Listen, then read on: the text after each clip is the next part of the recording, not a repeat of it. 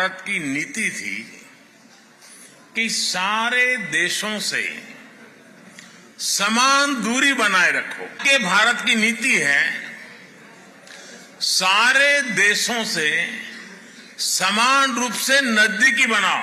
2 দিনের সফরে পোল্যান্ডে পৌঁছানোর পর রাজকীয় অভ্যর্থনা জানানো হয় তাকে। 1979 সালে ভারতের তৎকালীন প্রধানমন্ত্রী মোরারজি দেশাইয়ের পর প্রায় 4 দশক ভারতের কোনো প্রধানমন্ত্রী পা রাখেননি দেশটিতে। এই সফরে ইউক্রেন রাশিয়া যুদ্ধের শান্তিপূর্ণ সমাধানের জন্য পথ বের করার চেষ্টা করবেন বলে প্রতিশ্রুতি দিয়েছেন নরেন্দ্র মোদী। স্থানীয় সময় পোল্যান্ডের রাজধানী ওয়ারশোয়ে অবস্থিত ভারতীয়দের সঙ্গে দেখা করেন মোদী। এক সময় ভারতের নীতি ছিল সবার কাছ থেকে দূরে থাকা, কিন্তু এখন ভারতের নীতি হলো সবার কাছে আসা বলে মন্তব্য করেন তিনি। भारत की नीति थी कि सारे देशों से समान दूरी बनाए रखो।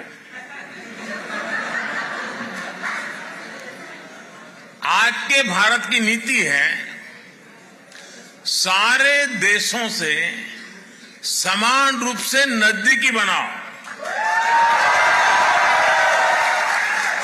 आज का भारत सबसे जुड़ना चाहता है।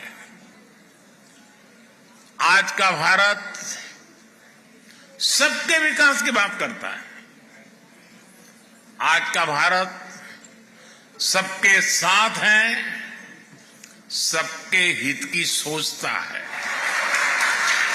हमें गर्व है कि आज दुनिया भारत को विश्व बंधु के रूप में सम्मान दे रही है। आपको भी यहां यही अनुभव आ रहा है ना? मेरी जानकारी सही है ना? এদিকে পোল্যান্ডে বৈঠক শেষে ইউক্রেনের উদ্দেশ্যে রওনা দেবেন মোদী। প্রায় 20 ঘন্টার ট্রেন সফর শেষে পৌঁছাবেন রাজধানী কিয়েভে।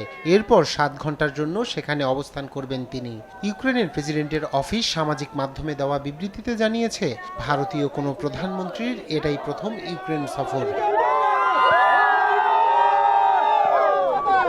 মোদী পোল্যান্ড যাত্রার আগে বুধবার এক বিবৃতিতে বলেন, একজন বন্ধু ও অংশীদার হিসেবে আমরা এই অঞ্চলের শান্তি ও স্থিতিশীলতার দ্রুত প্রত্যাবর্তনের আশা করি।